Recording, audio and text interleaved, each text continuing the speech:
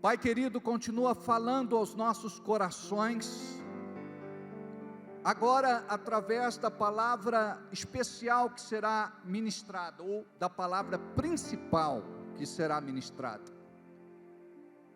Que o Teu Santo Espírito possa descortinar o Teu propósito ao nosso coração, e que possamos sair daqui diferentes como entramos, em nome de Jesus.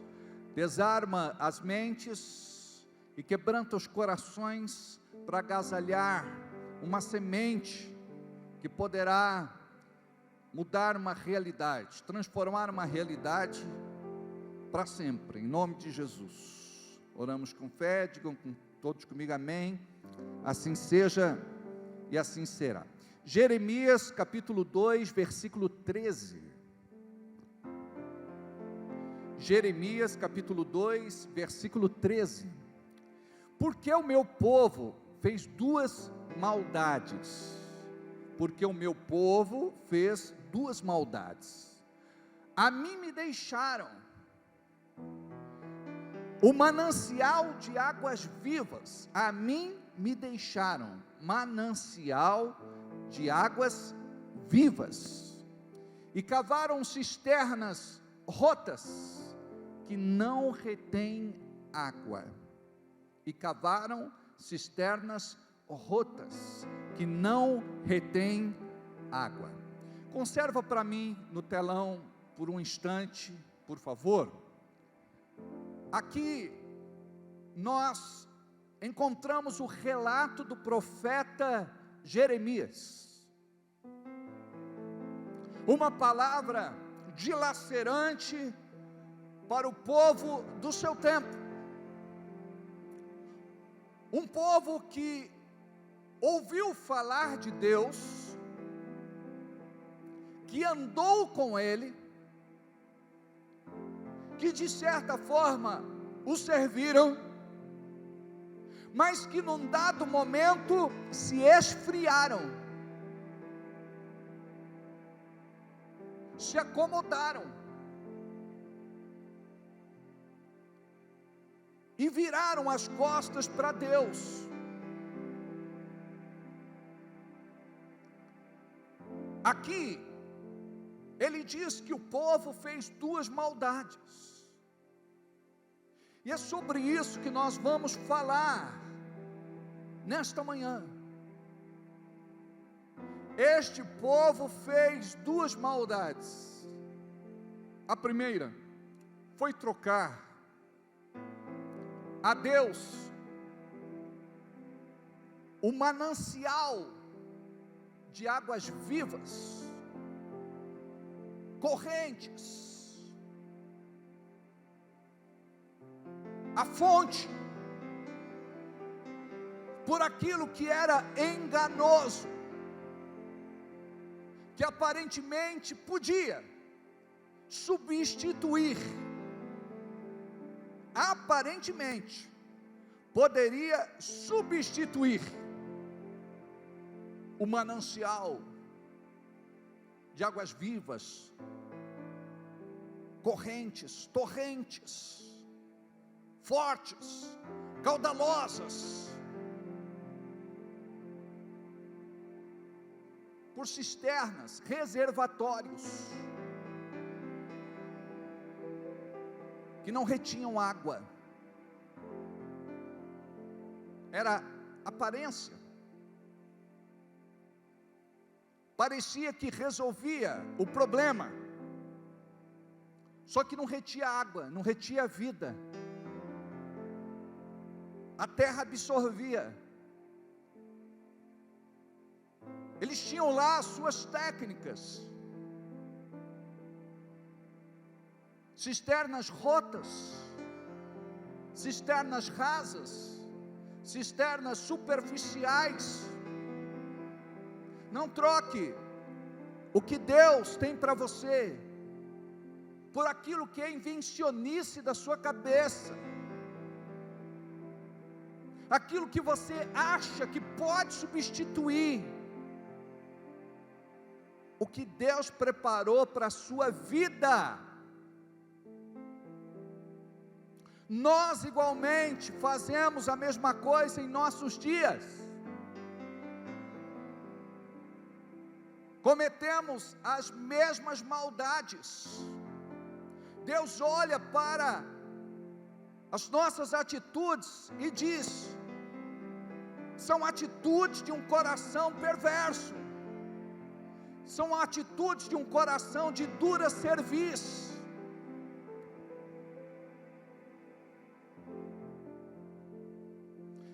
A fonte, ela retrata o nosso relacionamento diário com Deus. Obrigado, filho. A fonte, ela retrata o nosso relacionamento diário com Deus. Aqui nós falamos da água que se renova. Aqui nós falamos de algo que se renova. A água não pode ficar parada. Ela estraga.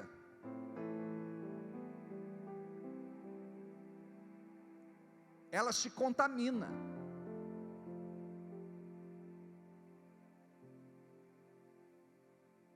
Então a fonte, ela fala daquilo que revela o nosso relacionamento com Ele diariamente. Não é de vez em quando. Não é por conta de um aperto, de uma crise, de uma dificuldade, de um problema, que você vai se tornar mais cristão, mais crente, mais fervoroso. Você tem que caminhar com Ele diariamente.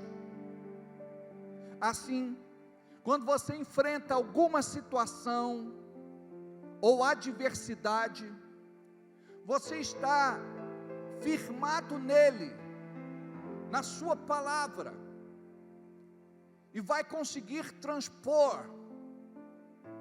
aquela muralha, aquele obstáculo. Como aprendemos na sexta-feira, você dirá ao monte: atira-te no mar.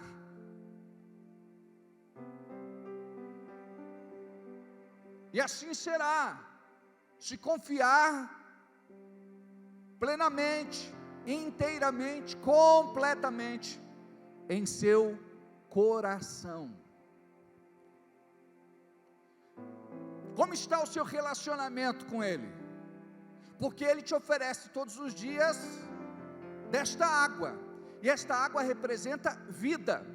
Você sabia que o ser humano ele pode ficar durante vários dias sem comer, mas não pode ficar sem beber água?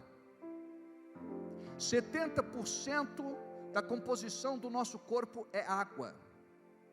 Água para nós representa vida. Imagina só que nós queremos viver para Deus sem receber dele esta vida, este renovo, este frescor, esta saciedade.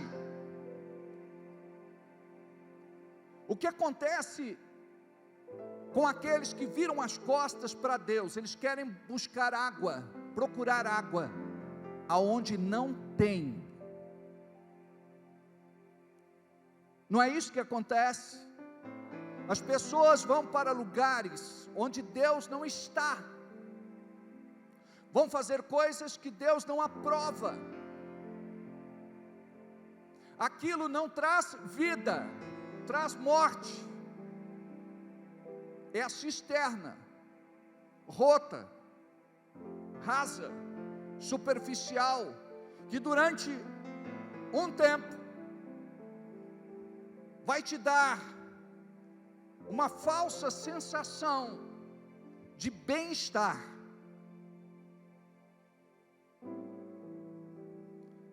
E a pessoa ela vai beber aquilo que não mata a sede.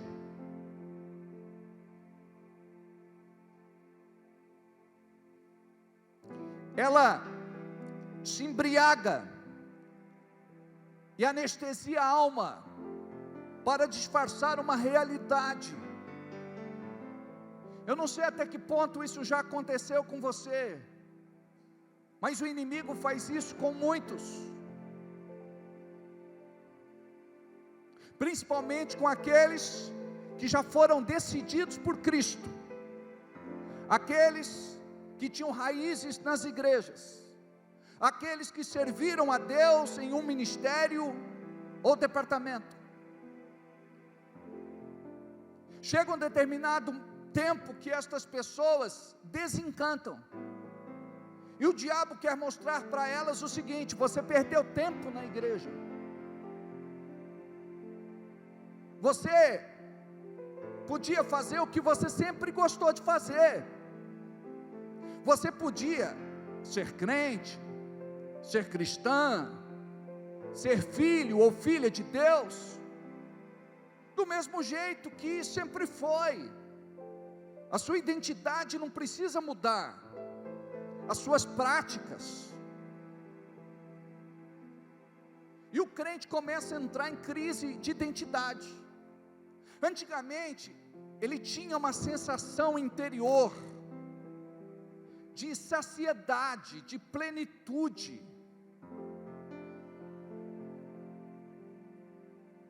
E hoje, ele se sente vazio. Parece que tem um oco dentro dele. Parece que nada mais satisfaz. Esta satisfação muitas vezes é momentânea. Ela desfruta, mas depois cai em si. Acorda com uma baita ressaca, dor de cabeça, enxaqueca, insatisfeita com a vida, revoltada, deprimida. Por quê? Esta é a resposta daquilo que Deus não aprova, do lugar onde Deus não está, da pessoa que Deus não preparou para você. Aí você acha que dá para ser de Deus torto mesmo, deformado mesmo, desvirtuado mesmo. Você acha que Deus vai aceitar você de qualquer jeito? A palavra diz: santificai-vos, santificai-vos, porque sem santificação ninguém verá a Deus. E santificação é um processo. Esse processo acontece quando nós recebemos desta água, desta vida, desta renovação diária, onde estamos conectados com o céu, e Deus vai dizer para você: isso eu aprovo, isso eu não aprovo, vai por este caminho, seja cauteloso, abra os teus olhos, tenha discernimento, para que o diabo não vos engane. Então não troque o certo pelo duvidoso. Você quer beber onde todos estão, você gosta da muvuca, você gosta do movimento, você gosta e quer ser popular, você quer ser o cara, pegar todas, ou ficar com todos, se destacar do grupo. Cuidado com o ego. Temos que morrer no nosso eu.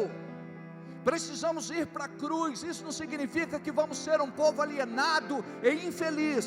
Deixa eu falar com você que está em casa, principalmente com você que não conhece a palavra de Deus. Não estamos falando para ninguém ser alienado. Jesus ensinou que estamos no mundo, mas não somos do mundo. Tem coisa que nós fazíamos antigamente, quando não tínhamos uma revelação no coração, mesmo caminhando com Cristo. Mas chega uma hora que Deus começa a nos converter naqueles pontos críticos, e nos entregamos totalmente, e aquilo que outrora nos encantava, nos fascinava, nos seduzia, nos assediava, agora não tem poder mais. E a característica do crente é que ele muda em comparação com o mundo. Se você está aqui na igreja do mesmo jeito que você vivia no mundo, você não entendeu o que é ser de Deus ainda. Então nós precisamos buscar este processo de santificação, de mudança, de consagração, de entrega.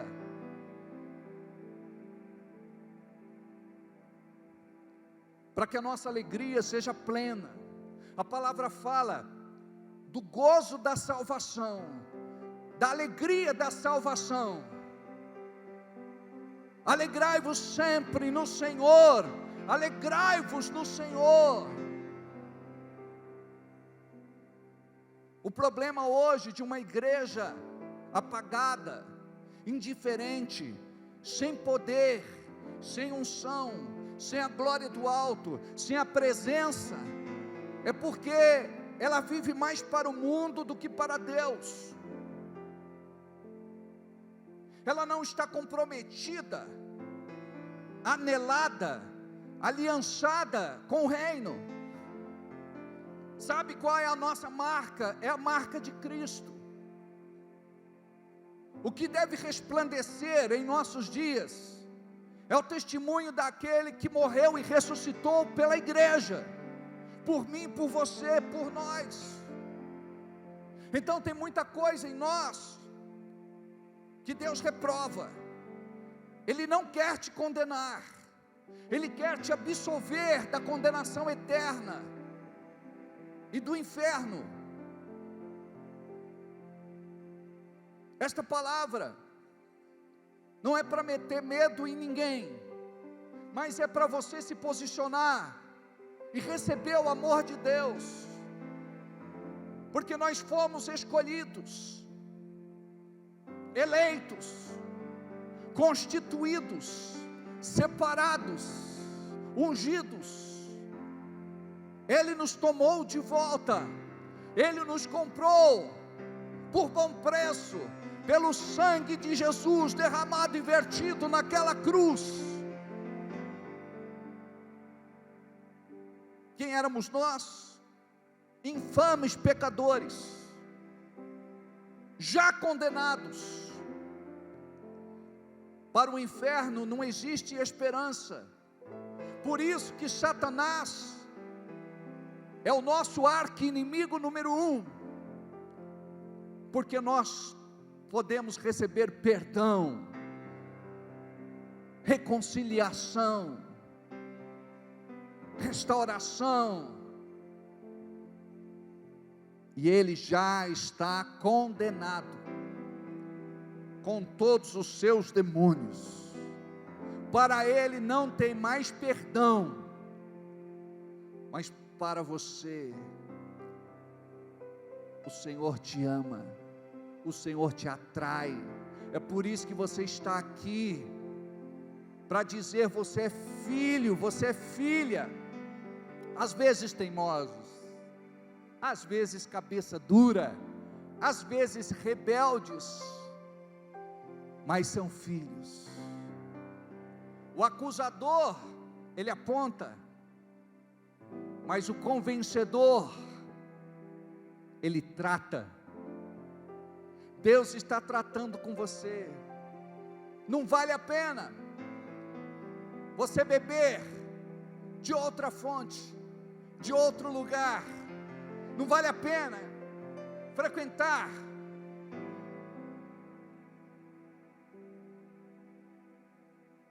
lugares onde Deus não está.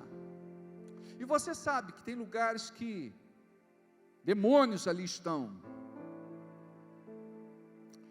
É interessante que no começo você fica deslocado, não se acha, fica incomodado como cristão. Aí você pensa que não é meu lugar, mas depois parece que você vai se adaptando, você vai se achegando, você vai se entregando. Aparentemente tem alegria, mas quando você olha ao seu redor, são pessoas vazias. São pessoas vazias, disfarçando a sua dor. Talvez você me conteste e diga: nem todos.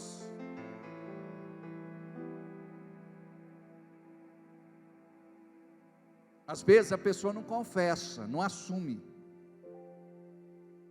mas existe um vazio dentro dela, criado pelo próprio Deus, que só pode ser preenchido através de Jesus.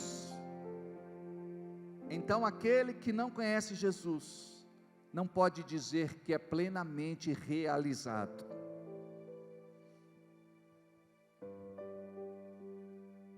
Todo encantamento é passageiro, dura de acordo com o efeito do álcool, dura de acordo com o efeito das drogas.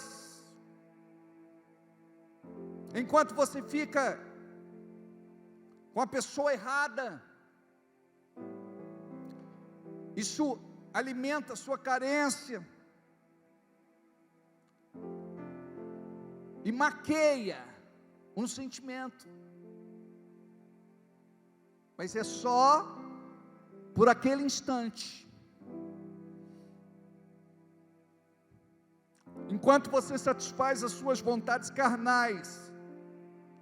Mas peraí, pastor, todas as nossas vontades não são carnais. Biblicamente, quando falamos, as vontades carnais são aquelas que desagradam a Deus.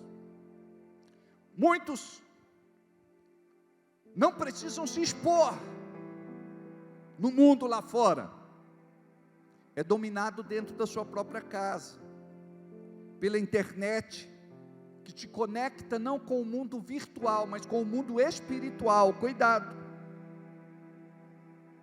cuidado, crente, não perca a tua santidade, não quebra a tua aliança com Deus. E é assim que o diabo trabalha. O inimigo das nossas almas, ele deforma o nosso caráter. Lembra da serpente? Quando ela chega para Eva, no capítulo 3, versículo 1, Gênesis 3:1. Ora, a serpente era a mais astuta de todos os animais do campo que o Senhor tinha feito, e disse à mulher: é assim que Deus disse? Foi isso que Deus falou? Como que o diabo trabalha? Plantando dúvida. É assim que Deus disse? Foi assim que Deus falou? Obrigado. Cuidado com a voz que você ouve. Projeta para nós Apocalipse capítulo 7, versículo 17. Porque o cordeiro que está no meio do trono os apacentará, e lhes servirá de guia para as fontes vivas das águas, e Deus limpará de seus olhos toda a lágrima. Apocalipse 22:17, por favor. E o Espírito e a esposa dizem: vem. E quem ouve diga: vem. E quem tem sede, venha. E quem quiser, tome de graça da água da vida.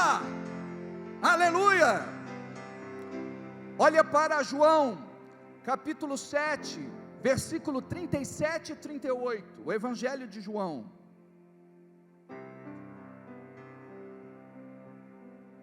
E no último dia, o grande dia da festa, Jesus pôs-se de pé e clamou, dizendo: se alguém tem sede, venha a mim e beba. 38. E quem crê em mim, como diz a Escritura, rios de águas vivas fluirão, correrão do seu ventre. Olha o que diz em João, capítulo 4, versículo 10. E Jesus respondeu e disse-lhe: se tu conheces o dom de Deus, aqui ele está falando com a mulher samaritana, e quem é, o que te diz, dai-me de beber, tu lhe dirias, e ele lhe daria, tu lhe pedirias, e ele lhe daria água viva. Versículo 13, Jesus respondeu e disse-lhe: qualquer um que beber desta água, tornará a ter sede. 14, mas aquele que beber da água que eu lhe der, nunca terá sede, porque a água que eu lhe der, se fará nele uma fonte de água que salte para a vida eterna. O que nós recebemos dele, vem dele, e vai nos levar de volta para ele. Nós não precisamos beber de outro lugar, nós não precisamos receber aquilo que ele não preparou para nós.